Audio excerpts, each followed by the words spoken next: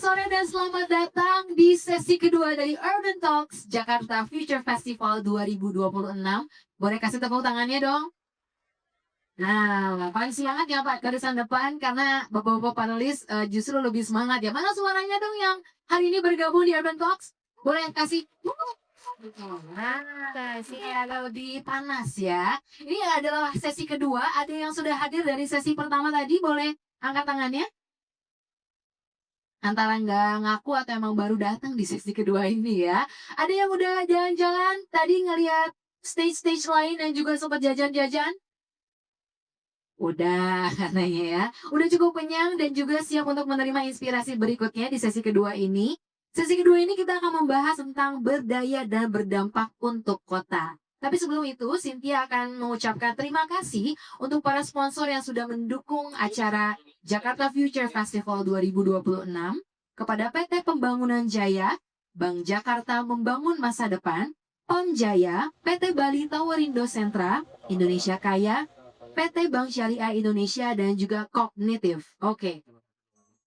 Hari ini spesial, tepatnya di sesi kedua ini kita akan berbicara tentang dampak apa sih yang bisa kita berikan sebagai seorang warga ya. Kadang kita berpikir bicara tentang kota atau mungkin merubah Indonesia atau misalnya berdampak bagi masyarakat itu harus ada di jenjang yang pemerintahan atau mungkin ada di suatu kedudukan tertentu. Padahal mulai dari hal-hal yang sehari-hari yang bisa kita lakukan itu pun bisa menjadikan dampak yang nyata bagi pembangunan kota yang lebih berkelanjutan. Nah, hari ini spesial kita kedatangan 4 tamu spesial yang akan kita ulik sama-sama, dan sesi ini didedikasikan untuk mengulik bagaimana inisiatif lokal, kepemimpinan di tingkat akar rumput, serta kolaborasi antar warga bisa menjadi motor penggerak. Agak susah nih ya dibukanya ya, mohon bersabar. Dan juga nyata demi menciptakan kota yang lebih baik, lebih inklusif, dan juga berdaya guna. Oke, adakah dari teman-teman mungkin juga yang dalam kesehariannya punya inovasi tertentu untuk bisa berdampak bagi kota? Siti nggak akan tanya, tenang aja, takutnya ngaku nanti disamperin gitu. Ada nggak yang memang sudah punya inovasi di tempat tinggal atau mungkin di komunitasnya? Oh belum, nah mudah-mudahan pulang dari sini bawa sebuah ide dan juga inspirasi untuk bisa dinyatakan menjadi sebuah aksi ya. Baik, langsung saja Cynthia akan memanggilkan 4 sosok inspiratif. Yang pertama mari kita sambut dengan meriah dan juga hangat oleh Bapak Itu Imam Basori. Beliau adalah Ketua RT 11 RW 7 Gandaria Utara, Jakarta Selatan. Silakan Pak untuk maju ke atas panggung, silakan menempati kursi yang telah disediakan. Oke.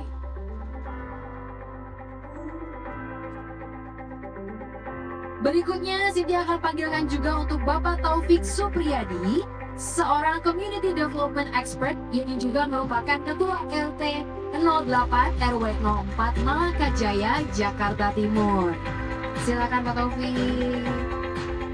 Baik, berikutnya yang ketiga, kita akan panggilkan juga Bapak Heru Budiarto selaku Koordinator Biro Kajian, Monitoring, dan Evaluasi dari Prakarsa Waya. Boleh kasih tepuk tangannya? Oke, selamat sore Pak Heru, silakan untuk menempati kursi yang telah disediakan. Dan yang keempat kita akan sambut juga Bapak Ijul selaku inisiator dari Sadar Diri AJ untuk bergabung di atas panggung. Tadi sempat teaser sedikit ya di balik panggung ini, kita sempat ngobrol. Ternyata dari bapak-bapak yang hadir hari ini, mereka punya cerita yang sangat menarik apa yang sudah mereka lakukan di perumahannya masing-masing. Meskipun di balik mereka bapak-bapak RT ini, mereka juga sebenarnya seseorang yang luar biasa di dunia karirnya ya. Penasaran seperti apa? Langsung aja kita akan memanggilkan juga moderator yang akan memimpin sesi Urban Talks kali ini, yaitu Pak Ahmad Gifari selaku Fungsional Perencanaan Madya Pusat Riset dan Inovasi Daerah Bapeda Provinsi DKI Jakarta. Untuk Pak Ahmad Gifari dipersilakan. Oke, dari belakang panggung sudah siap ya. Kalau begitu, waktu dan tempat dipersilakan, di time is yours. Baik, terima kasih MC. Hari sore ini emang sebenarnya enaknya ngopi-ngopi ya. Kalau terlalu tegang jadi nggak enak ngopi. makanya. Berarti kita anggap aja ini 2 kopi lah kurang lebih ya. Oke, terima kasih. Assalamualaikum warahmatullahi wabarakatuh. Selamat sore, salam sejahtera untuk kita semua ya. Selamat datang di Jakarta Future Festival 2026. JFF 2026 itu adalah sebuah ruang kolaborasi strategis nih yang bertajuk Navigating Resilience. Wah, keren banget nih. Terbang Ijul yang komen nih ya. Di mana kita berkumpul untuk menegaskan posisi Jakarta ya, bukan sekedar objek globalisasi, tapi kita aktor utama yang siap menavigasi tantangan global melalui inovasi dan partisipasi publik yang bermakna. Nah, dalam kajian tata kelola perkotaan modern, kita sering lihat ya, pembangunan itu katanya selalu orientasinya fisik melulu gitu ya. Tapi faktanya di beberapa negara maju yang kita suka lihat gitu ya, kita bilangnya kota global nih. Ada New York City ya, ada Singapura, ada juga London, bahkan ada Paris. Itu 63% ya. Pembangunannya itu sebetulnya orientasinya partisipasi publik loh ternyata. Tepuk tangan dong untuk partisipasi publik. Ini kan tadi udah dikenalin ya sama MC ya, bicara kita nih ya. Nah, sekarang saya langsung aja deh ya, nggak usah dikenal-kenalin lagi ya. Apa ada perlu dikenalin lagi nggak? Perlu nggak? Perlu katanya. Oke, kita kenalin lagi deh kalau gitu. Saya baca lagi kalau gitu ya. Nah, yang pertama ini Bapak Imam Basori. Tepuk tangan dong. Ketua RT 11 RW 7 Gandaria Utara Jakarta Selatan. Waduh, gandut nih Pak ya singkatannya ya. Iya, saya ingat nih kan ini gandut nih.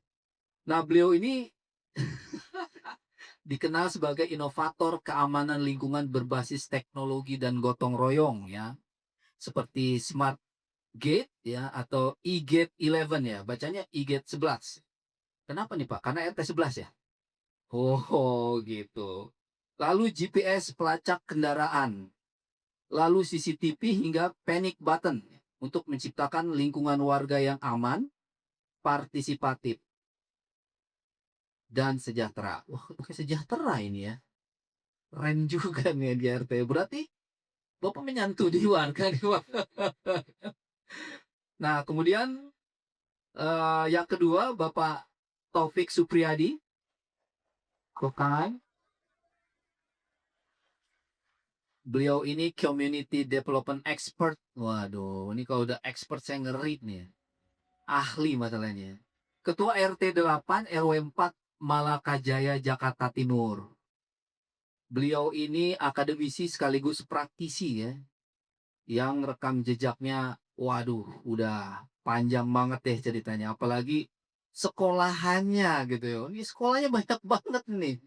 Pak Taufik ini pembelajar nih, pembelajar sejati lah ya. Senang sekolah.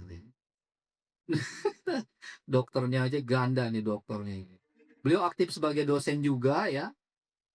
Dan banyak kontribusi dalam riset internasional ya.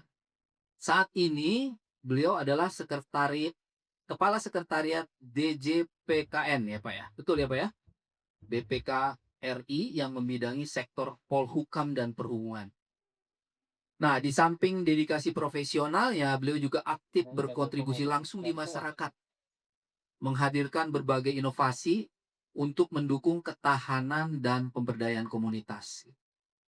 Kita tepuk tangan buat Bapak Taufik Supriyadi. Nah, berikutnya ini Mas Ijul. Saya panggil Mas Ijul atau Bapak Ijul maunya nih? Bang Ijul, wah ini masalahnya trademark. Kalau salah manggil ntar repot viral lah kita kayak.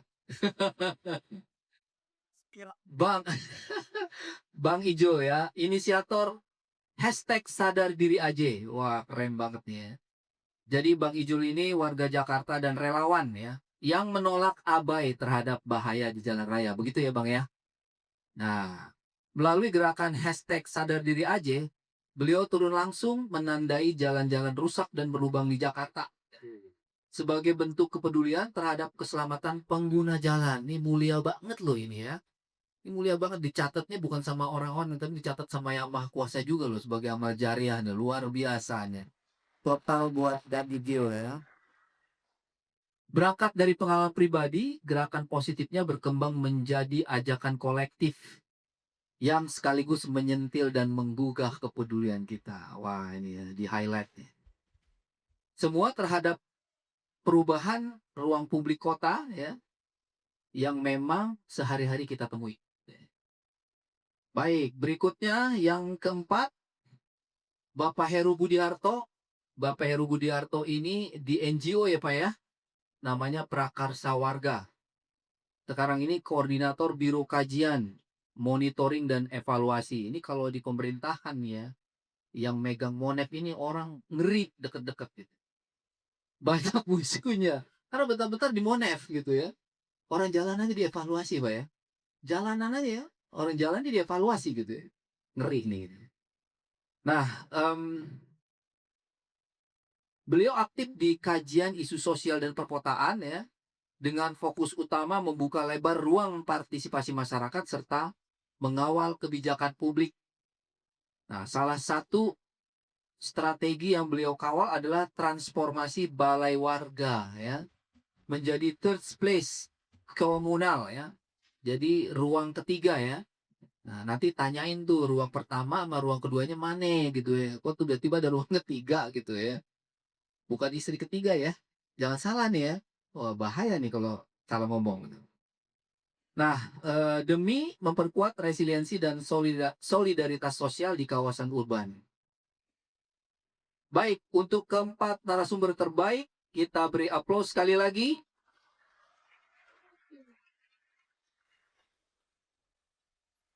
Sampai berantakan nih. Kelelahan.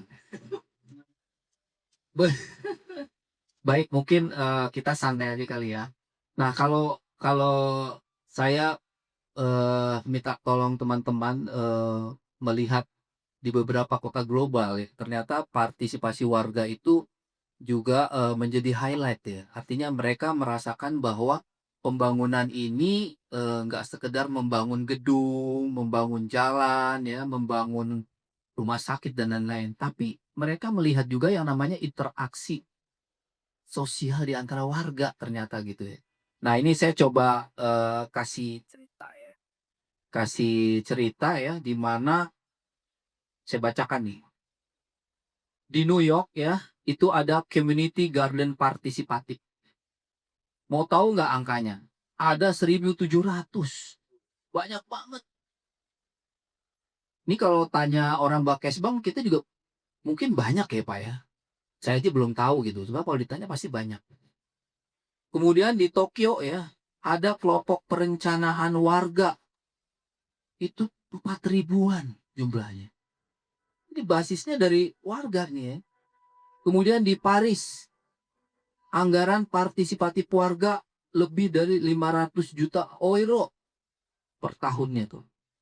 Lalu di Singapura ya, ada luas hijau dari ide sosial. Ini Singapura tuh, dia waktu mau bikin open space-nya, dia tuh kudu ngeberesin orang-orang yang rumahnya di landed house, dinaikin dulu tuh ke SDB namanya, Housing Development Board kalau kita rusun lah.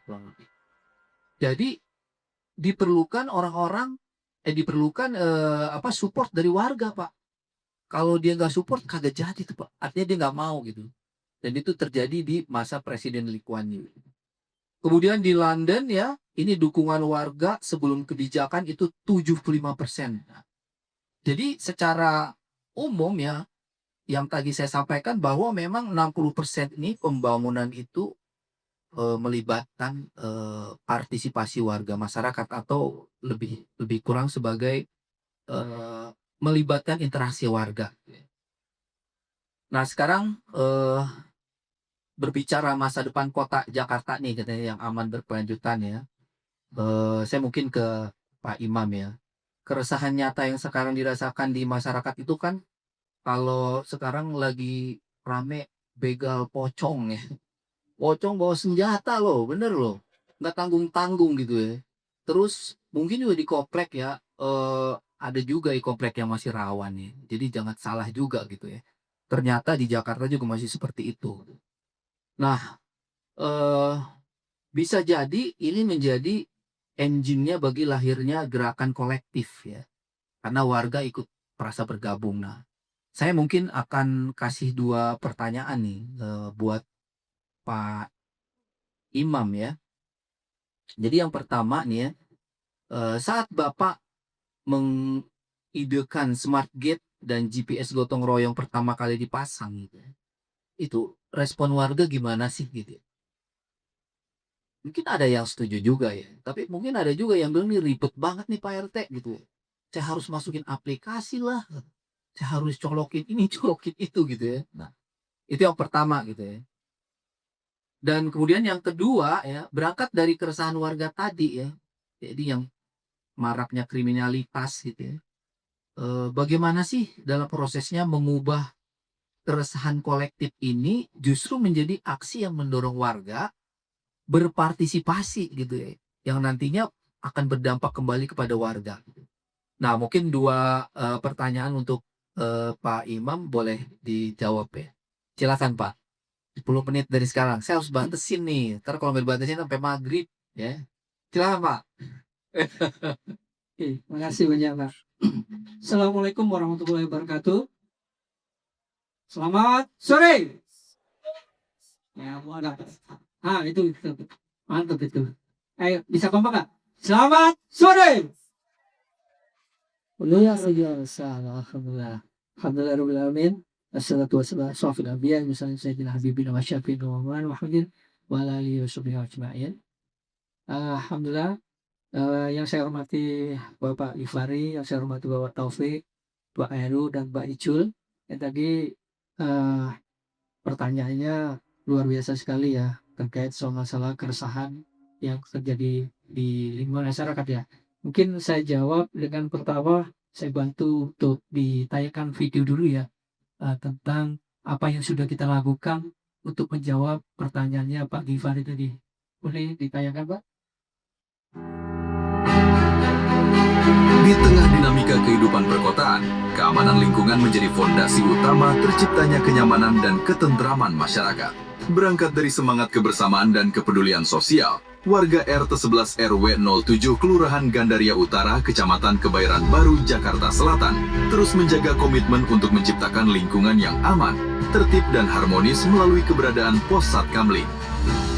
Pos Satkamling RT 11 RW 07 memperlihatkan transformasi Satkamling tradisional menjadi sistem keamanan modern yang komprehensif dengan teknologi canggih seperti electronic gate, kamera CCTV 1x24 jam, GPS kendaraan, panic button, aplikasi Si Jaga Warga, dan aplikasi QR Patrolling.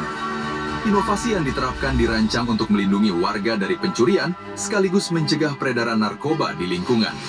Berada di wilayah hukum Polsek Metro Kebayoran Baru, Polres Metro Jakarta Selatan, Polda Metro Jaya, Pos Satkamling RT 11 RW 07 hadir sebagai bentuk sinergitas masyarakat bersama kepolisian dalam menjaga stabilitas keamanan lingkungan secara mandiri dan berkelanjutan.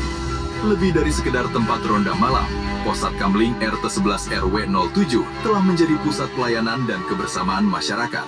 Pos Satkamling berfungsi sebagai pusat informasi keamanan lingkungan, tempat koordinasi warga, sarana pelayanan masyarakat, hingga wadah mempererat silaturahmi dan kepedulian sosial antar warga. Keberadaan Pos Satkamling juga menjadi bagian penting dalam mendukung program kepolisian guna menciptakan situasi Kamtibmas yang aman dan kondusif. Kekuatan utama Pos Satkamling terletak pada sumber daya manusianya, kekompakan seluruh warga, di mana anggota Satkamling RT 11 RW 07 adalah warga yang secara rutin mendapatkan pembinaan, pelatihan dan bimbingan teknis dari pengurus lingkungan, Babin Kamtibmas Polsek Kebayoran Baru, Satbinmas Polres Jakarta Selatan hingga Polda Metro Jaya. Pelatihan meliputi tata cara patroli lingkungan, deteksi dini gangguan Kamtibmas, penanganan insiden keamanan, hingga penanganan keadaan darurat medis, serta pelatihan dan simulasi pelaporan call center Polri 110 bebas pulsa yang langsung terhubung dengan Polsek atau Polres terdekat. Dalam pelaksanaannya, anggota Satkamling tidak hanya menjaga keamanan, tetapi juga hadir membantu masyarakat dalam berbagai situasi. Saat terjadi insiden, anggota Satkamling bergerak cepat membantu warga dan melakukan koordinasi dengan Babin Kamtipmas dan pihak kepolisian. Pendekatan yang dilakukan selalu mengedepankan sikap humanis, komunikasi, serta penyelesaian masalah secara kekeluargaan. Secara berkala, Ketua Satkamling juga melakukan evaluasi terhadap pelaksanaan ronda, kesiapan personel, dan efektivitas pengamanan lingkungan. Dengan semangat pengabdian dan kepedulian terhadap lingkungan, para warga yang menjadi anggota Satkamling menjalankan tugas secara disiplin, humanis, dan penuh tanggung jawab. Untuk mendukung pelaksanaan tugas pengamanan, Pos Satkamling RT 11 RW 07 dilengkapi dengan berbagai sarana dan prasarana pendukung. Mulai dari struktur organisasi Satkamling dan prosedur tuntunan praktis, buku mutasi di mana berisi jadwal jaga serta laporan kejadian setiap harinya, perlengkapan pertolongan pertama pada kecelakaan, papan informasi petunjuk penanggulangan bahaya dan bencana, penanganan gangguan kejahatan tertangkap tangan, tupoksi anggota Satkamling, kamera CCTV 24 jam, serta alat pemadam kebakaran.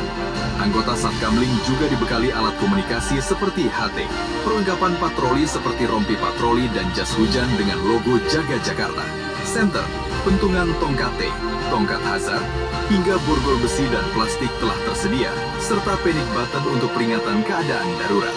Di dalam lingkungan Pos Satkamling RT 11 RW 07, terdapat one gate sistem keamanan dengan kartu akses RFID dengan alarm jam malam lingkungan yang disiarkan dengan speaker TOA untuk membatasi dan meminimalisir orang asing masuk ke dalam lingkungan. Semua ini dibangun melalui semangat gotong royong dan partisipasi aktif masyarakat.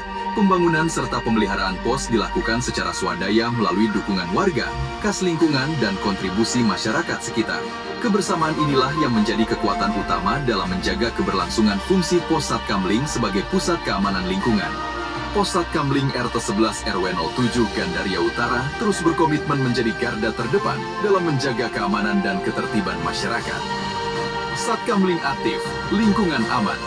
Keamanan adalah tanggung jawab bersama. Bersama kita jaga Jakarta.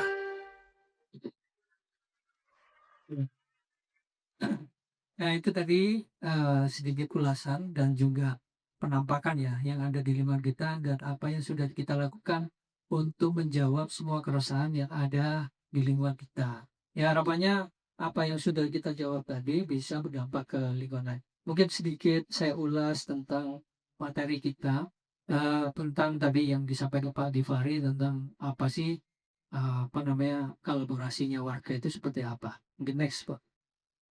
Ini kebetulan ada fotonya Pak Wagub dan juga didampingi istri saya. Nah, ini istri saya selalu mendampingi apa yang sudah kita lakukan. Dan yang penting ya, istri selalu memberikan support kepada kita dan juga selalu menggantikan juga di saat di kantor. Nah, ini penting. Jadi apa yang menjadi keresahan di masyarakat ini kita jawab dengan kolaborasi masyarakat ya, nggak bisa mengandalkan ke pemerintah, tapi masyarakat ini harus kita gugah. Di sini masyarakat harus kita melakukan pendekatan dengan upaya membangun hubungan emosional. Ini nggak bisa langsung ujuk-ujuk, ayo mengajak, tapi kita melakukan pendekatan agar bisa membuat gerakan sosial yang bisa berdampak luas ke lingkungan lainnya juga. Next, Pak. Karena waktu, jadi ini saya langsung ke aplikasinya tadi. Jadi apa yang kita lakukan untuk jawab keresahan tadi, awal mulanya semua aksi kriminalitas yang ada di wilayah Jakarta, khususnya Jakarta Selatan. Jakarta Selatan itu masuk ke dalam zona merah adanya aksi curanmor. Pasti semua di wilayah lain selalu menjadi momok curanmor itu maupun peredaran narkoba. Nah, salah satunya yang akan kita lakukan dan yang sudah kita lakukan untuk menjawab persoalan itu, kita jawab dengan nyata, dengan konkret, yakni salah satunya melahirkan beberapa inovasi. Salah satunya pertama e-Kids Plus. Nah, ini e-Kids Plus ini ada sistem gerbang pintar menggunakan kartu RFID dan juga kita juga ada GPS monitoring. Di sini kita berikan secara gratis kepada masyarakat menggunakan dana operasional RT. Jadi dana operasional RT itu sebesar 2,5 juta itu kita manfaatkan full buat kepentingan masyarakat kita. Nah, itu kita lakukan secara berkala. Kemudian kita juga ada alarm panic button. Alarm panic button ada yang ada di 3 titik, itu ada yang manual, ada yang sudah di smartphone-nya warga. Jadi di saat warga dalam kondisi darurat tertentu, ada temuan kejadian menonjol maupun kriminalitas lainnya, alarm panic button inilah solusinya. Jadi bisa menginstruksikan semua warga yang ada di lingkungan itu bisa serentak untuk bersiap. Terus kemudian pengawasan CCTV kita ada 12 titik. Di 12 titik ini semua juga masyarakat juga mengawasi di smartphone-nya juga. Semua bisa aplikasikan di smartphone-nya. Terus ada suara malam si jaga warga. Nah, si jaga warga ini disampaikan ke masyarakat setiap jam 10 malam. Ini penting ya. Upaya untuk mengingatkan kepada anak-anak setiap jam 10 malam itu kita himbau supaya pulang. Nah, ini penting. Kenapa? Biar tidak ada potensi gangguan. Jika muncul potensi gangguan, nanti muncul ambang gangguan dan juga muncul gangguan nyata. Nah, ini yang dampak-dampak ini harus kita mitigasi, harus kita reduksi biar nantinya tidak muncul gangguan nyatanya. Berikutnya ada patroli, sistem patrolling kita menggunakan QR patroli. Jadi tidak menggunakan sistem mutasi tapi sudah berbasis Google Form. Next boleh. Oke. Nah, ini strategi kita membangun sistem keamanan. Kita mulai dari SDM-nya dulu ya. Ya, jadi kita berharap masyarakatnya bisa kita lakukan pendekatan dan juga masyarakat bisa tergugah kesadarannya. Terus kemudian sarana prasarana. Kebetulan sarana prasarana ini yang tadi kita fasilitasi, bagaimana awal mula tempat pembuangan sampah kita ubah menjadi tempat berkumpul, menjadi open space, tempat menyampaikan aspirasi masyarakat. Nah, ini penting ya, agar ada ruang berbicara, ruang menyampaikan pendapat, ruang kritik maupun lainnya. Nah, ini penting biar ada sirkulasi bagaimana mereka menyampaikan sesuatu. Kemudian money. Nah, ini anggaran kebetulan kita menggunakan dana operasional full karena kita tidak melakukan ini ya iuran, Pak. Jadi memang menggunakan dana operasional dan juga swadaya masyarakat. Swadaya masyarakat ini dari keringatnya warga dan tenaganya maupun waktunya dan juga metodenya. Nah, di sini ada yang mungkin berbeda dengan lingkungan lain.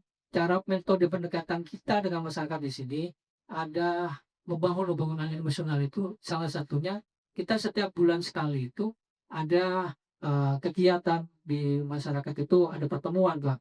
Jadi setiap kalau ada yang ulang tahun di bulan itu kita rayakan semua. Nah, itu hal yang sederhana kita lakukan itu masuk dalam hubungan emosional udah masuk tuh. Terus ada kita makan bareng juga setiap 1,5 bulan dari hasil ketahanan pangan kita makan bareng di lapangan. Nah, berikutnya ada teknologi juga. Nah, di sini di teknologi ini yang tadi kita beberkan itu tadi semua. Mungkin demikian singkat yang bisa kami sampaikan. Nanti kurang lebihnya kita bisa diskusi. Wassalamualaikum warahmatullahi wabarakatuh. Waalaikumsalam warahmatullahi wabarakatuh. Terima kasih Pak Imam nih ya, kalau saya boleh highlight ya, ternyata ya aspek keamanan seringkali yang dianggap kaku ya, bisa bertransformasi nih menjadi ruang kolaborasi dan gotong royong ya. Jadi saya tahu nih kenapa bisa maut warganya, karena emang ada pendekatan emosional ya. Dan itu mungkin kudu diupayakan ya, dan pastinya ada modalnya juga tuh ya, namanya ngopi-ngopi ya, nggak perlu keluar duit gitu ya. Baik, tepuk tangan sekali lagi untuk Pak Imam. Nah, berangkat dari sistem keamanan ya, kita akan coba melihat selain itu ya, ada lagi inovasi yang dilakukan oleh tokoh masyarakat nih, Pak RT ya, yang di Malaka Jaya nih. Ya ini gimana ceritanya kita nggak punya lahan ya, atau keterbatasan ruang di kota besar, tapi bisa memicu lahirnya resiliensi komunitas gitu ya. Pak Taufik ini sudah menggagas ya hal ini ya. Saya bacakan juga nih, ini catatan teman-teman sebetulnya. Meskipun kota fisik pada Singapura nih Pak ya, 47% luas daratan adalah ruangan hijack, bukan gedung. itu hasil ide kota dalam taman. Ini kata Lee Kuan Yew nih. Ya, Singapura tuh mungkin kurang lebih kayak Jakarta ya, 650 km square ya. Dan pastinya Pak, zaman dulunya tuh dekil Pak. Kalau lihat cerita sejarahnya Singapura ya, itu namanya Clarke Quay. Clarke Quay itu mungkin Ciliwung kita zaman tahun 70. Jadi dia renewal, kemudian dia placemaking. Nah sekarang kalau ke sana udah bisa dilalui nama kapal-kapal gitu ya, kapal-kapal kecil buat orang kalau malam-malam makan enak di situ ya.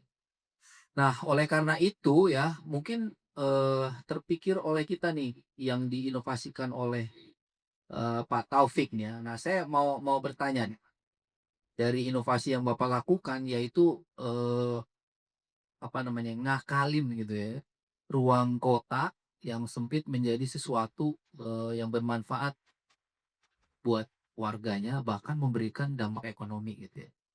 Nah, pertanyaannya gini, jika harus menggambarkan respon warga saat pertama kali ide ini digulirkan dibandingkan dengan kondisi sekarang yang udah enak nih ya, apa satu kata yang paling tepat untuk mewakili perubahan tersebut, Pak? Yang pertama. Kemudian yang kedua, bagaimana tuh Pak proses mengubah inovasi tadi menjadi kesadaran kolektif ya. Sehingga mereka benar-benar oh iya harus begini ya, dan pada akhirnya menumbuhkan semangat gotong royong. Silakan Pak Topik, 10 menit dari sekarang. Baik, bismillahirrahmanirrahim. Assalamualaikum warahmatullahi wabarakatuh. Waalaikumsalam. Apa kabar semuanya? Baik. Saya boleh pantun dulu nih teman-teman. Tegang banget ini. Siap. Pantunnya apa ya? Layang-layang terbang layang. Cakep. Jatuh ke tanah diinjak orang. Kenapa itu? Memang JFF ini tempat yang paling kusayang. Siang dan malam terbayang-bayang. Weh, dudukkan. Ini kalau di stand up comedy itu teknik menjilat gitu lah, kira-kira. Terima kasih panitia sudah mengundang kami, Mas Iwari, Mas Imam, Mas Heru, Mas Ijo, dan juga teman-teman semua dimanapun berada. Tadi pertanyaan tadi saya jawab dengan satu kalimat. Saya punya stigma, saya sudah pemikiran, RT kuat, negara akan hebat. Tepuk tangan buat kita semua. Inilah yang kita lakukan di hari tempat sempit full beton pada penduduk, gitu ya. Kami kemudian bergerak. Tadi di Singapura, kami pun mengadopsi Mr. Lee Kuan Yew. Kenapa? Karena punya prinsip hormati pendahulu. Jadi jangan pernah melupakan pendahulu kita. Saya punya slogan, dari lorong sempit akan lahir solusi besar. Kalau satu RT bisa berubah, insya Allah Indonesia juga bisa berubah. Lanjut, next. Silakan nanti di follow nomor kami dan juga WhatsApp kami dan Instagram kami dan website RT. Ini bukannya pamer ya sum'ah atau ujub gitu ya, tetapi saya mau inspirasi. Ilmu yang kita dapatkan Mbok Yao dikasihlah ke warga gitu Mas Givari ya. Jangan pinter kodek gitu. Pinter kodek ya Mbak ya. Pinter buat diri sendiri aja lah gitu. Pinter DWY, nggak usah. Ajarin warga kita, sampaikan kepada mereka bahwa kita itu ada 2 sertifikasi internasional CPCC, Certified Planetary Health Certified Professional in Climate Change, dan juga Certified International Planetary Health Specialist. Saya belajar, kemudian saya coba aplikasikan, dan ternyata mendunia. Next. Jangan diikuti kebanyakan kuliah, capek Mbak, Mas. Gitu ya. Kami mengapresiasi pada Jakarta Future Festival dan teman-teman dari warga RT 8 RW Malaka Jaya. Kami mengucapkan terima kasih, salam hormat. Saya kesini pun membawa 2 pasukan gitu ya. Boleh berdiri Mas Arsyad nih. Ini Menteri Teknologi Informasi kami. Kenapa saya ajak? Karena beliau Gen Z. Kita kiss zaman old, mereka kiss zaman now lah gitu kira-kira. Satu lagi Mas Fadil, boleh berdiri Mas Fadil. Ini Menteri Perikanan kita. Wah, Iya. Jadi di layar ini Mbak Mas Operator tolong diklik di gambar-gambarnya gitu, yang atas, kiri, kanan gitu. Di gambarnya saja nanti dia bergerak videonya.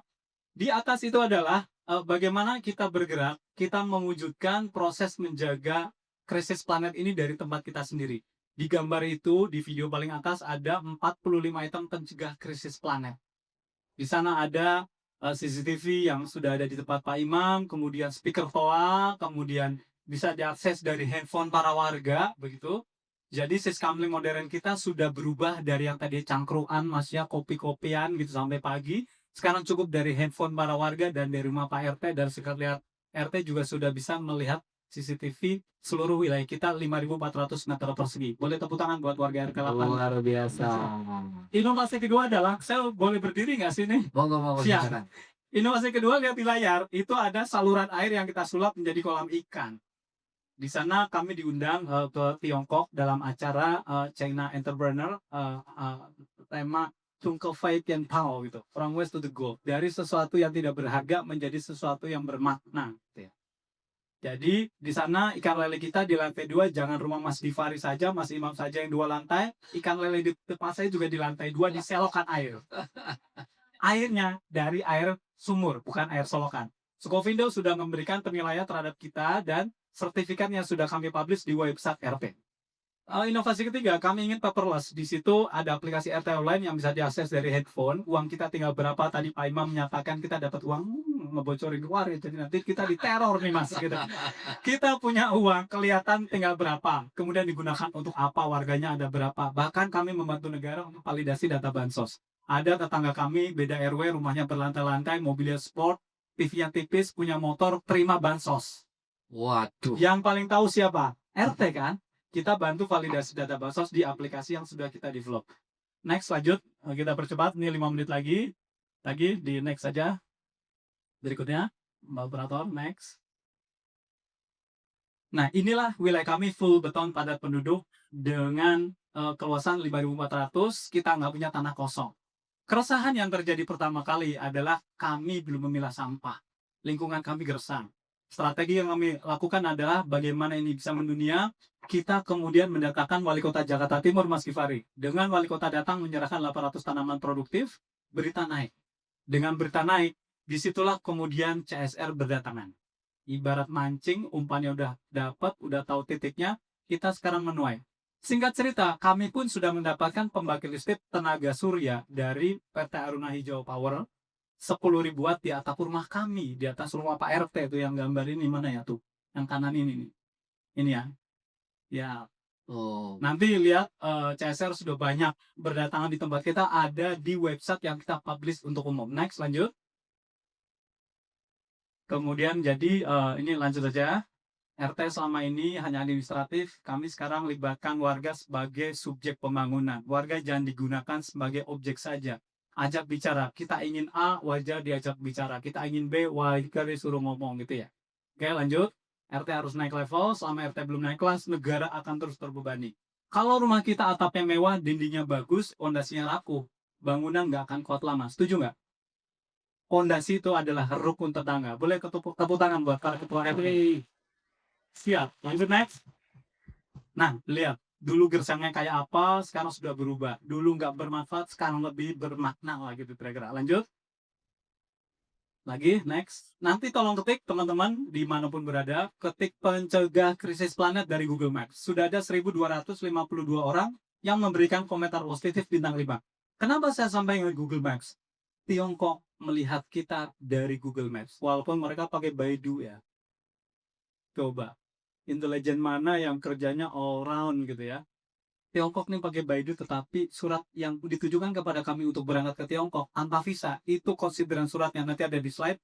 Salah satunya konsideran adalah Google Maps dan website kita. Next, lanjut. Oh ya, ini adalah musuh besar kita teman-teman. Ini harus ingat, saya harus titip pesan ini. Kita harus menjaga lingkungan tetap lestari. Kenapa? Karena Undang-Undang Pasal 70 ayat 1 Undang-Undang 32 2009, kita punya hak dan kesempatan yang sama untuk menjaga lingkungan tetap lestari dengan cara kita masing-masing.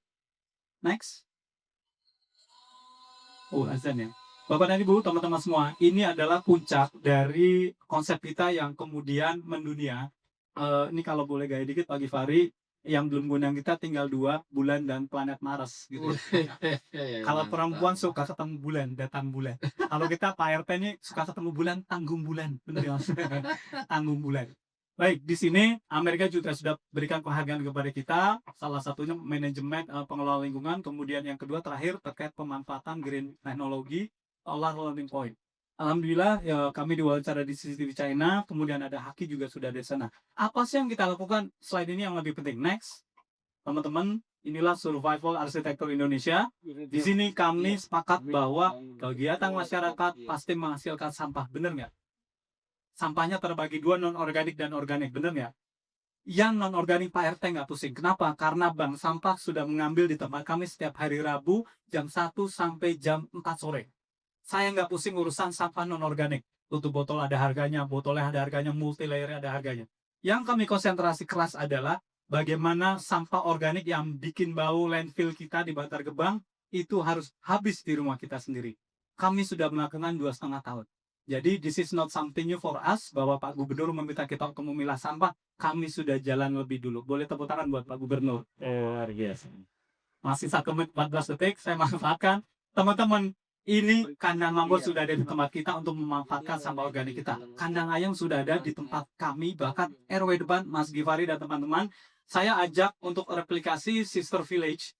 Kalau kita punya duit, kita akan berikan ke wilayah lain untuk mengembangkan satu subsistem dari yang ada survival arsitektur di RT kami sebagai living laboratorium.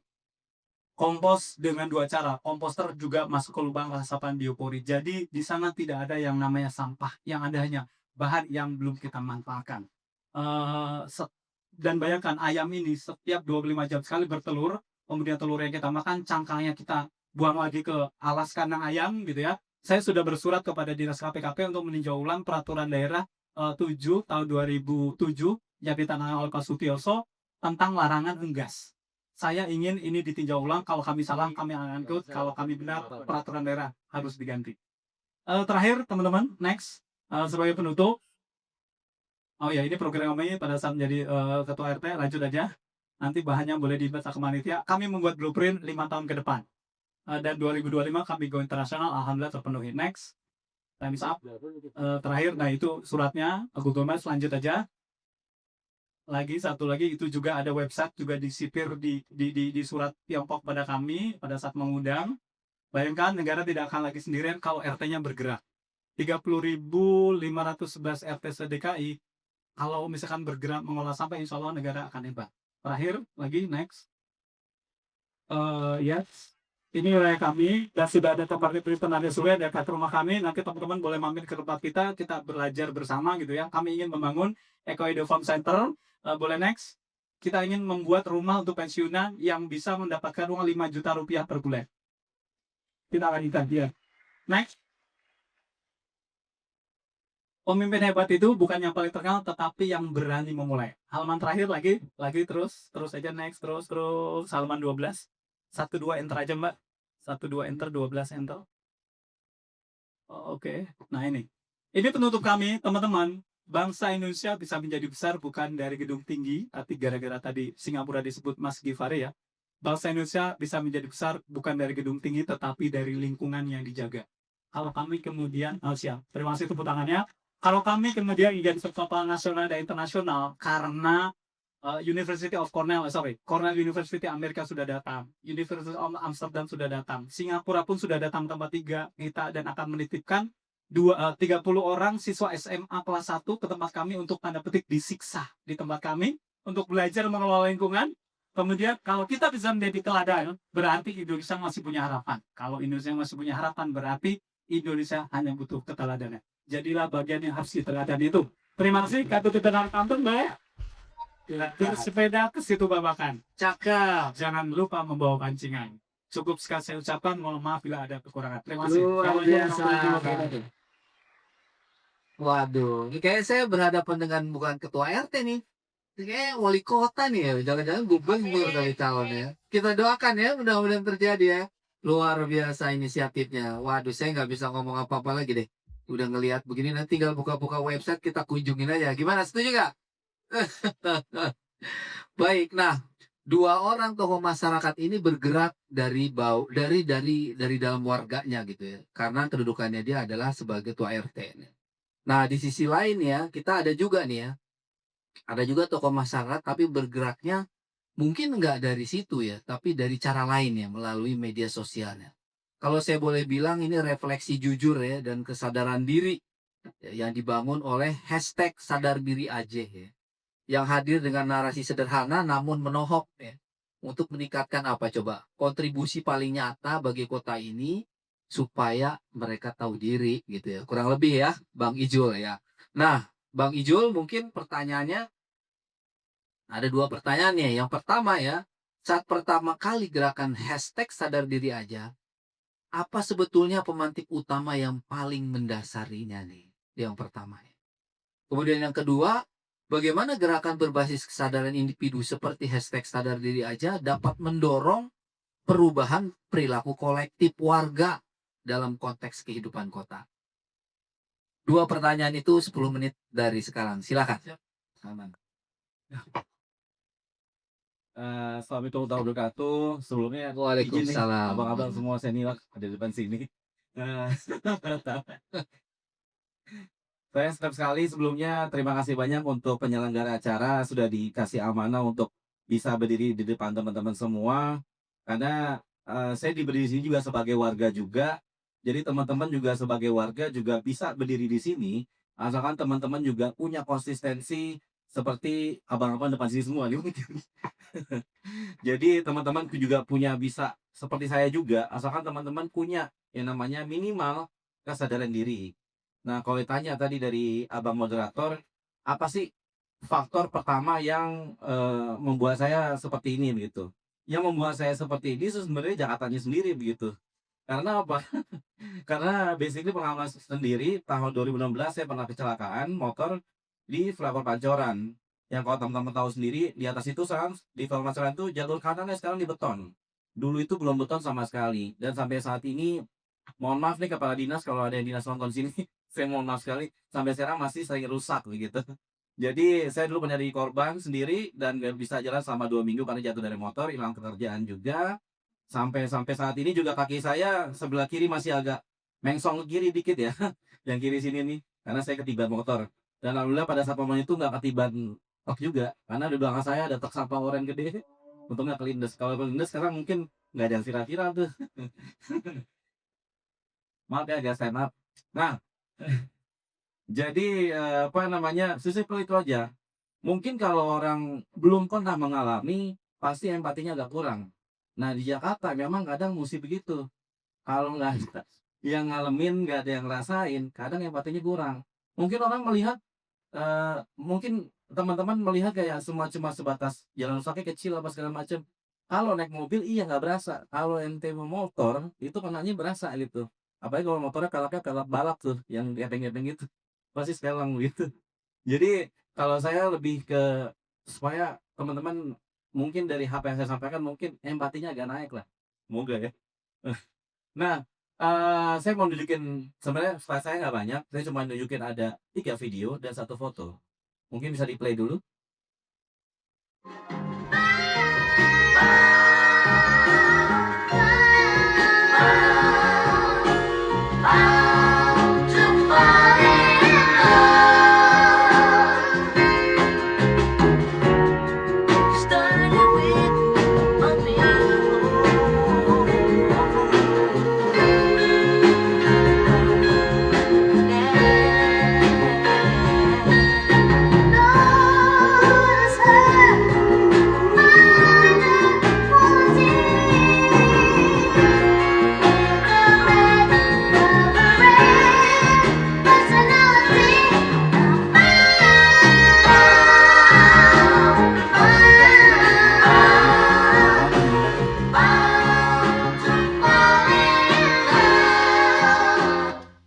Oke.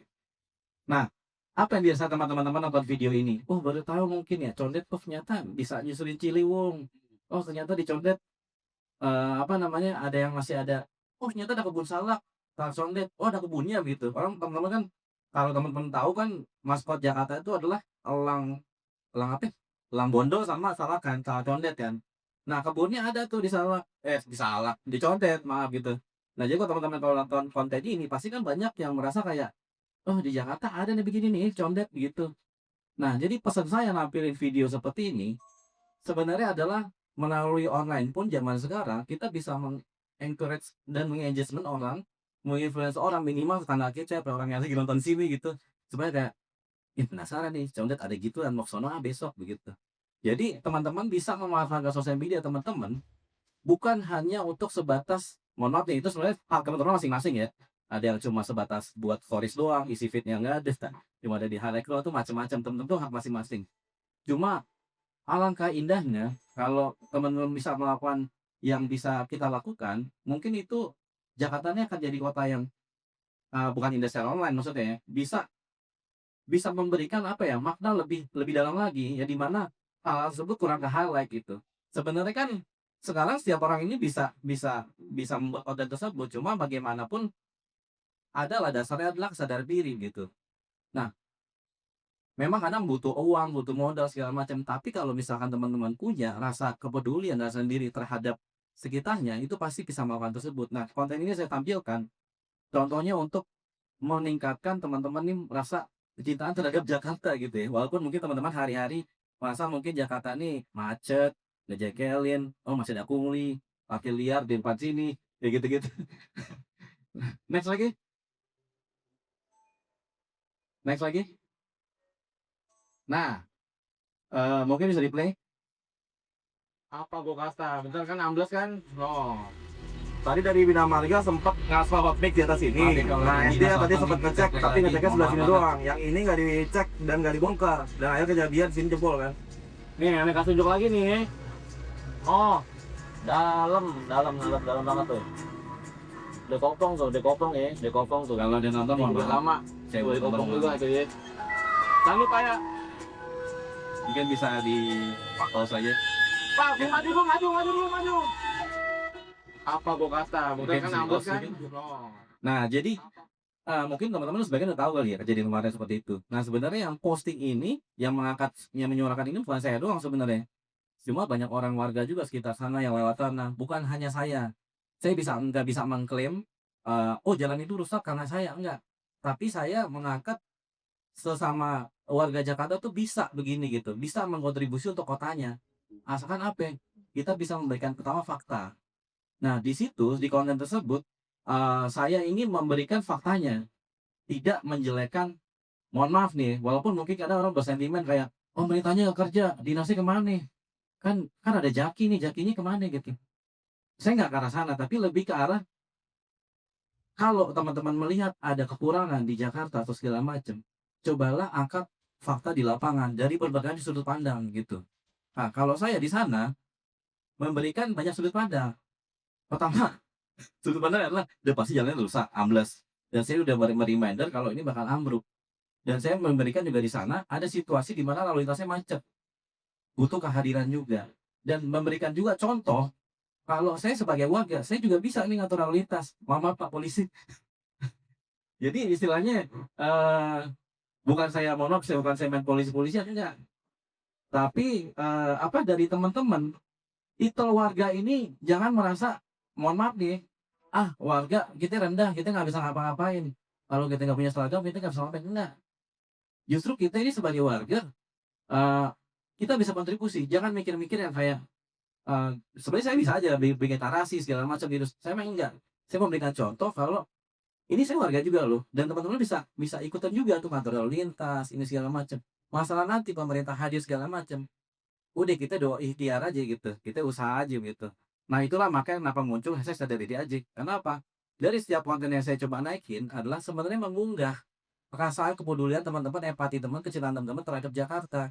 Begitu. Karena untuk mengkontribusi ini kita nggak harus jadi abdi negara istilahnya begitu. Enggak harus. Karena budaya yang berkurang ada di Indonesia, khususnya itu gotong royong. Kalau zaman Belanda, zaman Jepang kan banyak tuh pada bau rujing apa segala macam. Siapapun ikut perang tuh dulu. Kalau sekarang kemana gitu? Siapa ada permasalahan, pada kemana gitu? Lingkungan, mohon maaf nih, segala macam unsur segala macam pada kemana gitu? Nah kita sebagai warga itu mesti hadir. Siapapun di situ, walaupun kita kemampuannya cuma bisa ngatur lalu lintas, ikut aja gitu. Karena di situ akan nyamber. Karena saya percaya adalah kesadaran diri ini akan meningkatkan rasa kecintaan dan itu akan menyambar kebaikannya kemana-mana gitu. Next. Nah, ini foto rumah saya. Rumah saya masih kayak film Sidul, guys. Nah, ini foto rumah saya. Rumah saya juga, ya mas, kalau dulu masih bambu nih. Cuma dulu beberapa tahun lalu kena banjir, jadi sekarang dibetonin. Nah, di samping rumah saya juga masih ada kambing, masih ada kebun segala macam gitu. Masih kayak film Sidul, persis lah pokoknya gitu. Cuma sebelahnya sekarang udah ada beton juga. Dulu masih bisa main layangan, sekarang agak susah, banyak kabel listrik. Lanjut lagi, kenapa saya ngambilin rumah? Kenapa? Karena kesadaran diri ini harusnya muncul dari lingkungan rumah, begitu. Kayak contoh abang-abang sini kan lingkungan sekitar kan, nggak jauh-jauh gitu. Jadi buat kesadaran diri ini minimal gini nih, contoh, teman-teman kalau lebaran pasti kan ngecat rumah kan, bersih-bersih nih, ya kan segala macem. Semua tuh kayaknya clean gitu. Semua every detail di ruangan tuh pasti bunyi bersih.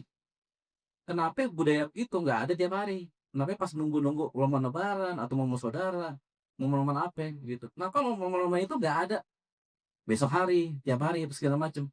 Yang dibutuhkan apa? Kesadaran diri balik-balik, ujung-ujungnya situ, gitu. Jadi buat next step segala macam, cobalah teman-teman lihat lingkungan di rumah dulu. Rumah ente ada debunya nggak? Bersihin dulu, jangan mikirin di depan. Sampahnya ini komplain ini segala macam, jangan dari rumah dulu aja. Sampahnya udah dipilah belum gitu. Kalau di rumah masih nabung sampah, terus muatnya di luar, di sosmed, kawan segala macam, lebih ke malu sih gitu. Jadi baik lagi, eh, mohon maaf ya, saya bukan nyalek nih, saya ngomong sini apa adanya aja ya. Saya berdasarkan pengalaman pribadi, intinya ini kalau sampai rumah ya seperti ini. Kesadaran ini cobalah mencoba untuk sadar diri aja dari lingkungan sekitar, minimal dari rumah dulu. Jangan nunggu pas lebaran lah, kalau mau bersih-bersih apa mau ngecat, tiap hari lah lakuin itu. Nah, kita sebenarnya terakhir efek data diri aja ini muncul, sebenarnya saya juga muncul karena ya udah berjalan waktu aja gitu. Karena apa namanya? Saya mikir gitu. Kadang kan sometimes apa yang saya lakuin saya salahin.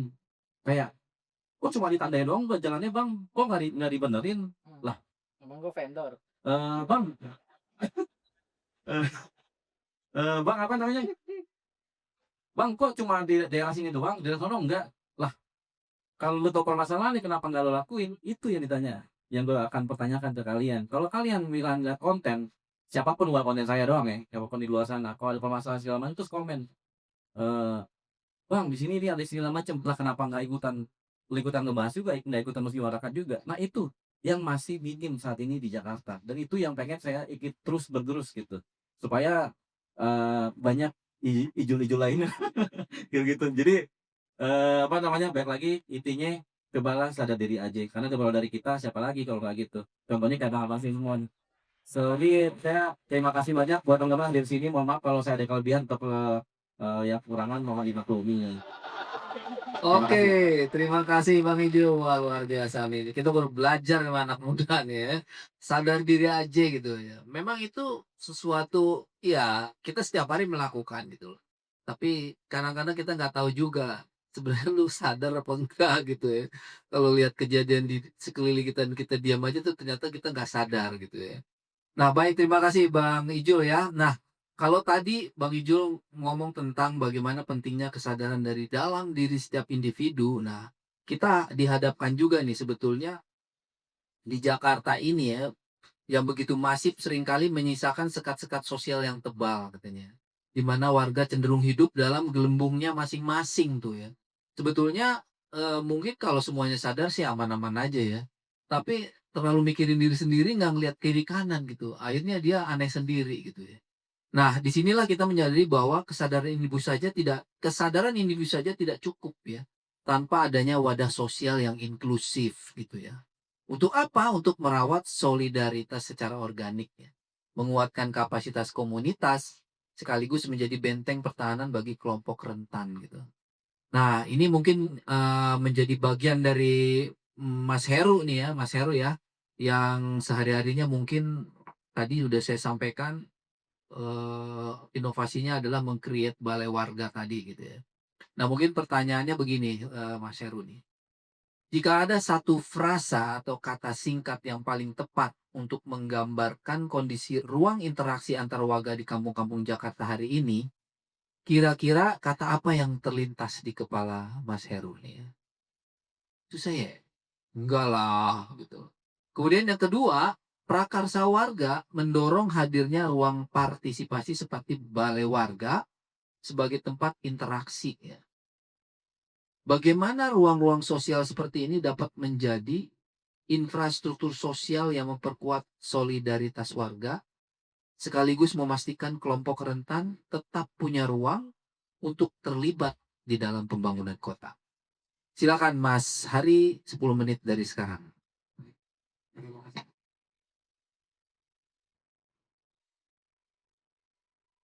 Yes. Terima kasih Pak Gifari, Mas Imam, Pak Taufik, Bang Ijo, teman-teman semua masih semangat? Tepuk tangan dulu dong. Ya walaupun udah lewat aja nih. Jadi kalau yang ini salah Pak Gifari lah ya. Jadi jadi tadi pertanyaannya satu kata Pak. Jadi kalau saya lihat pengalaman itu sebenarnya yang menggambarkan situasi di masyarakat itu meriah Pak. Jadi memang ada situasi bahwa karena di masa hari ini Pak, di dunia modern, jadi kehidupan kita lebih banyak di kantor lah gitu. Di rumah itu sedikit. Tapi kalau kita nongkrong gitu Pak di warung, apalagi kalau ada tempatnya Pak, ada ruang, biasanya di teras rumah itu sebenarnya masyarakat itu berinteraksi dengan sangat menyenangkan satu sama lain dan banyak ide macam-macam Pak. Nanti saya bisa kasih contoh apa yang terjadi di balai warga di Ciganjur Pak. Jadi ada lomba pingpong macam-macam Pak. Eh, Menjawab pertanyaan yang kedua Pak, sebenarnya idenya apa? Jadi saya minta maaf nih kalau bahasan saya mungkin yang paling tua nih jadinya. Jadi mungkin next kita punya ide soal balai warga. Jadi apa itu prakarsa warga? Mungkin bisa next. Oke, jadi saya kenalan dulu. Prakarsa warga itu sebenarnya perkumpulan, isinya macam-macam. Ada yang jadi yang kerja sebagai tukang bangunan, ada juga yang arsitek, ada juga yang ahli transportasi gitu, ada juga jadi ojek online, macam-macam. Dan kita punya jaringan di 5 kota dan 1 kabupaten. Kita punya jaringan di sampai kelurahan sebenarnya. Ide kita apa di prakarsa warga itu? Idenya seperti apa yang udah disampaikan oleh Kak Taufik. Bagaimana warga bisa menjadi subjek pembangunan supaya kebijakan tuh nggak cuma dari atas direct gitu. Jadi terima aja nih harus kayak gini gitu. Jadi ide itu kemudian ada 2 hal yang coba kita dorong. Nomor 1 adalah peningkatan kapasitas dari warga itu sendiri Pak. Jadi warga itu pertama-tama mesti tahu potensinya dia apa. Kayak misalnya Pak Imam potensi dia adalah polisi, maka outputnya hasilnya adalah soal keamanan kayak tadi. Nomor 1 adalah bagaimana kita warga itu bisa memeriksa gitu ya apa potensi dia, kemudian periksa apa persoalan di lingkungannya. Jadi lewat pendampingan itu yang coba kita lakukan. Kedua, kita coba bangun semacam model lah gitu ya. Ada ruang publik yang bisa jadi infrastruktur sosial. Mungkin next. Ini saya kasih konteks dulu ya. Sebenarnya Jakarta tuh persoalannya apa? Saya sedikit berdiri. Mata soalnya agak borang Pak. Jadi kalau kita lihat, saya mau kasih konteks dulu ya supaya kita ada horizon. Sebenarnya kita apa yang mau kita capai nih dari kumpul-kumpul ini gitu Pak. Jadi kalau kita lihat Pak Gubernur selalu mengatakan bahwa persoalan Jakarta itu soal ketimpangan Pak. Dan kita nih selama 10 tahun terakhir tuh selalu 5 besar ketimpangan di Jakarta. Jadi mungkin ada angka-angkanya, sebenarnya itu komanya agak kurang geser ya. Jadi 20% konsumsi warga itu dari kelompok 20% pendapatan tertinggi itu kontribusi konsumsinya itu 52%. Sementara mereka 40% terendah itu 16%. Jadi kelihatan ketimpangannya. Tapi yang penting adalah Pak Gubernur, Pak Wagub itu sudah menaruh satu tujuan gitu ya. Jadi angka kemiskinan kita di 2024 itu sekitar 4,3%, itu sekitar 400 ribuan. Dan punya cita-cita Pak dalam 4 tahun ke depan di 2030 itu hilang separuh. Jadi sekitar 200.000 sampai 100.000 itu naik kelas. Ini yang udah dilakukan oleh Bapak Ibu sekalian. Kemudian kemiskinan ekstrim itu 0. Nah, jadi kita mau kasih ini sebagai satu pijakan lah. Tujuan kita itu kita mau kejar ini. Dalam 4 tahun ke depan kita mau nggak ada lagi orang miskin ekstrim, orang miskin 100.000 doang. Nah, kira-kira itu saya mau kasih konteks bahwa ketimpangan itu juga soal ruang, soal politik spasial lah, kira-kira gitu ya. Jadi Jakarta ini kalau ruang itu, tanah itu harganya mahal. Hingga kalau kita punya semacam ruang publik yang bisa dimanfaatkan gitu, jadi sesuatu yang bisa meningkatkan mobilitas sosial. Nah, next. Ini mungkin next saja. Ini kita, nah saya mau kasih cerita soal balai warga itu apa Pak. Jadi idenya itu muncul sebenarnya diucapkan oleh Pak Gubernur, Pak Pramono Anung. Itu balai warga, saya mesti disebut takut salah kutip ini. Jadi balai warga di kelurahan untuk mendorong peningkatan SDM di tingkat paling bawah, dan di sana SDM ditingkatkan, kebudayaan dibangun, dan kegotong royongan diciptakan. Jadi kalau kita mungkin teman-teman pernah dengar ada yang namanya balai warga di wilayahnya masing-masing, balai RW, macam-macam kayak gitu kan, ada ruang-ruang komunal gitu. Tapi kalau kita baca apa yang disampaikan oleh Pak Gubernur, dia melampaui bangunan gitu ya. Jadi di sana SDM ditingkatkan, ada kegotong royongan, ada soal kebudayaan. Jadi kami kemudian ambil ide itu, kita coba analisa, kita perdalam bagaimana ini bisa ditingkatkan dan bisa jadi satu implementasi lah Pak. Jadi kita punya 3 lapisan lah. Apa itu balai warga? Satu, balai warga sebagai bangunan. Jadi dia ada ruangnya Pak. Kalau di Jakarta Selatan itu kita ada balai warga itu di tanah sekitar 500 meter, ada bangunannya, aula gitu terbuka. Di depannya ada lapangan, jadi masyarakat bisa pakai untuk aktivitas di sana, untuk belajar, ide, diskusi di sana bisa dilakukan. Kemudian dia juga bermakna sebagai institusi sosial Pak. Jadi mesti ada yang mengelola, mesti ada sistemnya, mesti ada tata kelolanya, supaya orang bisa akses dan itu terbuka buat umum dan lebih inklusif lah. Yang ketiga sebenarnya cita-cita kita itu jadi ekosistem. Karena konteksnya tadi yang sudah saya titip di depan soal kelompok rentan, soal kelompok miskin. Jadi bagaimana balai warga ini nanti udah ada masyarakat nih punya potensi masing-masing. Bagaimana ini jadi satu laboratorium bisa saling terhubung, saling membantu sehingga menciptakan upaya pengangkatan kemiskinan dan apa yang sudah tadi kita cita-citakan gitu Pak. Kira-kira. Next mungkin. Ini contoh-contoh aja kita coba pelajari beberapa kota di Brazil. Mungkin kalau yang sering nonton TikTok, favela itu paling berbahaya. Jadi di favela itu sebenarnya ada komunitas juga soal pemberdayaan. Salah satu yang mereka lakukan adalah mereka berhasil bertahan di masa COVID. COVID itu berat sekali Pak. Jadi kita juga pelajari beberapa di Jepang, Korea, kemudian RPTRA. Mungkin next aja. Oke. Nah, bagaimana balai warga bekerja ini ide kita sebenarnya Pak. Jadi asset based community development gitu. Nomor satu itu Pak, pertama adalah mengidentifikasi potensi dari masing-masing komunitas wilayah. Mereka punya apa, lalu masalahnya apa. Kemudian bertemu satu sama lain. Kalau mayoritas di situ buruh dan ada persoalan bahwa masyarakat tidak bisa mengakses pendidikan, maka itu jadi salah satu hal yang bisa dikerjakan. Kedua adalah menguatkan dari komunitas itu sendiri. Jadi warga kita kuatkan melalui pelatihan-pelatihan, pendampingan terutama kelompok rentan. Itu saya cukup ulang-ulangi. Kemudian menggerakkan balai warga itu bisa menghidupkan soal perencanaan. Tadi disinggung soal musrembang itu kadang-kadang meleset. Kalau kita punya laboratorium yang bisa dikerjakan setiap hari Pak, misalnya balai warga jadi satu pusat diskusi masyarakat bisa dikerjakan. Jadi kalau kita pernah coba lakukan rembuk warga gitu, dan itu bisa rutin dilakukan sehingga saat momen musrembang di tingkat RW, kelurahan nggak belok tuh Pak.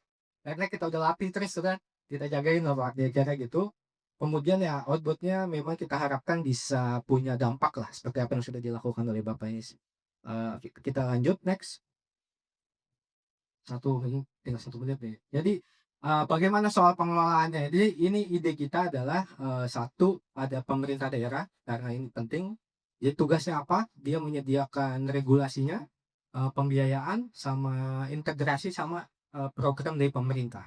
Kemudian harus ada pengelolanya, karena kita bicara soal tata kelola supaya semua bisa akses, terbuka. Kemudian ada warga sebagai pengguna utama, kemudian ada pendamping Pak. Ini jadi ide kita adalah ada pendamping sosial Pak. Di dinas sosial itu ada namanya petugas pendataan sosial. Tugasnya mendata DTKS Pak. Periksa apakah seseorang itu layak masuk DTKS atau enggak. Tapi ide kita dia tugasnya mendampingi. Jadi misalnya, oke di wilayah kita ada orang miskin, di sini dicek kemiskinannya kenapa. Misalnya karena dia nggak bekerja.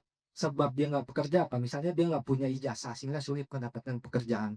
Maka pendamping ini punya tugas menghubungkan dia misalnya dengan dinas pendidikan atau Sudin. Sehingga dia bisa akses kerja pakai C. Atau dia miskin karena dia sebenarnya mau usaha udah nggak bisa lagi kerja.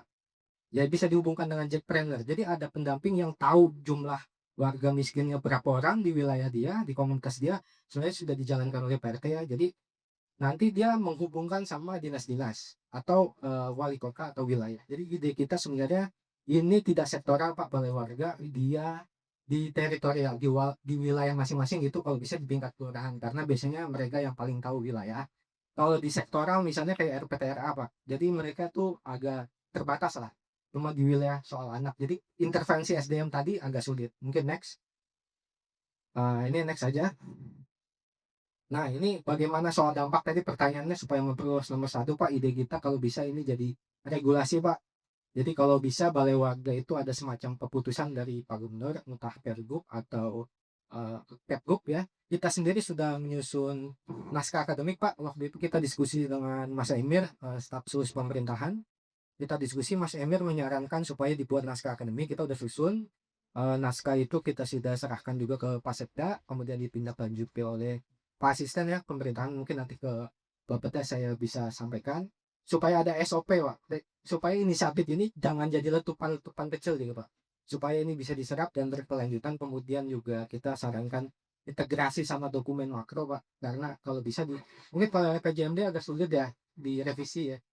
Mungkin di KPD bisa dimasukkan ide soal balai warga, ide saran kita juga mungkin balai warga bisa jadi satu laboratorium dari semua SPD, Pak. Jadi hub gitu, ngerjain intervensi sosial di level paling bawah. Ini tadi soal optimalisasi musyawarah. Mungkin next ini sedikit aja situasi aktivitas di balai warga di Ciganjur. Next. Ini itu diresmikan di 2024. Next. Ini macam-macam kegiatannya, Pak. Next. Ini ada pagelaran tari, Pak. Di sana ada sanggar tari Aji Menggolo gitu. Mereka rutin melakukan kegiatan. Kemudian mereka pentas. Kemudian ada juga latihan silat. Ada pelatihan siaga bencana. Ada pelatihan kelas menulis. Next. Ini acara senam. Ibu-ibu biasanya setiap pagi senam di balai warga, Pak. Kemudian ada kita kerja sama Gapopin melakukan pemeriksaan mata. Kemudian ada acara pernikahan, sunatan. Ini dipakai macam-macam, Pak, di balai warga. Ini balai warga kebetulan kami crowdfunding teman-teman, kemudian cari bangunannya kita bangun, kemudian rencana kita mau kita hibahkan ke Pemprov. Coba kalau bisa, karena Pak Gubernur menyatakan ingin dibangun di tiap kelurahan gitu, ya mungkin bisa masuk ke RKPD lah gitu, Pak. Di kami gitu. Terima kasih teman-teman semua. Baik, aplaus untuk Mas Heru ya. Wah, ini juga masukan yang berarti nih buat pemerintah ya. Saya pengennya sih Q&A nih ya. Tapi kayaknya udah mau 6:30 ya. Karena gedungnya mau dipakai. Ada acara berikutnya lagi nih katanya. Nah, ini saya udah dikodein tuh sama panitia. Tapi jangan khawatir ya. Nanti pertanyaan bisa dikirim kemana nih pertanyaannya? Buka di website jakartafuturefestival.com ya. Nanti buka di situ ya. Dan materi ini kita bisa diunduh ya. Diunduh apa sih? Di-download itu tapi setelah tanggal 7 Juni gitu ya. Baik, saya ucapkan terima kasih kepada seluruh narasumber kita di hari ini ya, dan juga seluruh peserta yang hadir di sini dengan begitu brilian ya gagasan dan ide ya, dan cerita baik. Dan yang pastinya mungkin ini pertama menurut saya harusnya diketok tular ya. Tadi Pak RT juga udah bilang tuh, udah kita tawarin RW sebelah ya. Keren itu ya. Bahkan mungkin lintas wilayah kali ya. Pak Imam di selatan, Pak Topik di timur tuh, kan udah ketemu tuh. Mungkin bisa berjanjian tuh. Gimana kira-kira nih kita kolaborasikan gitu. Karena ilmu itu di Pak Taufik kan bilang yang kudu diamalin nih supaya jadi amar dia dan orang juga mendapatkan manfaat. Terima kasih sekali lagi. Semoga pemikiran-pemikiran yang lahir dari panggung ini tidak berhenti sebagai wacana ya, melainkan menjadi pemantik aksi nyata yang berkelanjutan untuk Jakarta lebih tangguh dan inklusif. Saya Ahmad Gifari, saya kembalikan ini ke MC untuk berikut acara selanjutnya. Bila topik walhidayah. Wassalamualaikum warahmatullahi wabarakatuh. Oke, kita berikan tepuk tangan sekali lagi untuk para panelis dan juga moderator kita pada sesi kali ini. Jangan kemana-mana dulu karena kita akan sesi foto. Boleh para panelis dan juga moderator silakan untuk menghadap ke layar karena teman-teman di belakang akan menjadi latarnya. Sama-sama kita foto bareng ya. Boleh sekalian menyiapkan posenya, siapa tahu nanti di-upload di Instagram di Jakarta Future Festival ya kan. Oke, silakan untuk para fotografer.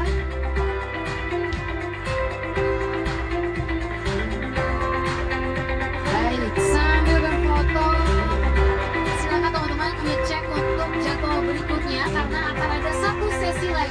Talks di ruangan teater kecil hari ini di jam 19.30 malam. Oke.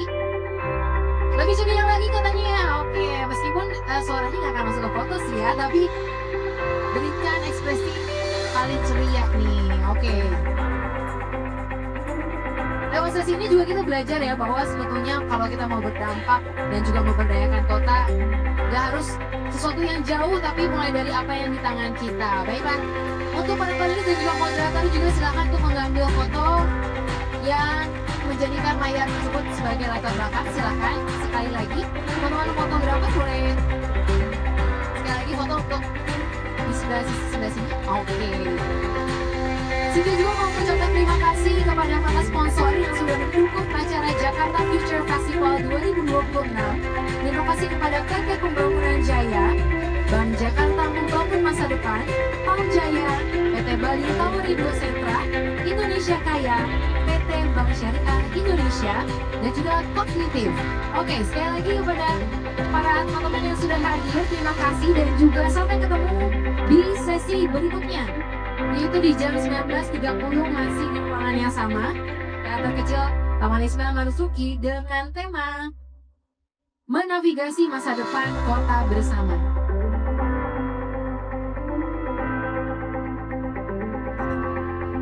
Sekali lagi saya ucapkan terima kasih kepada sponsor yang telah mendukung terlaksananya acara Jakarta Future Festival 2026, kepada PT Pembangunan Jaya, Bank Jakarta Membangun Masa Depan, Pam Jaya, PT Bali Tower Indo Sentra, Indonesia Karya, PT Bank Syariah Indonesia, dan juga Kognitif. Baik, kalau begitu Cynthia pamit undur diri, sampai ketemu di jam 19.30 malam hari ini. Terima kasih.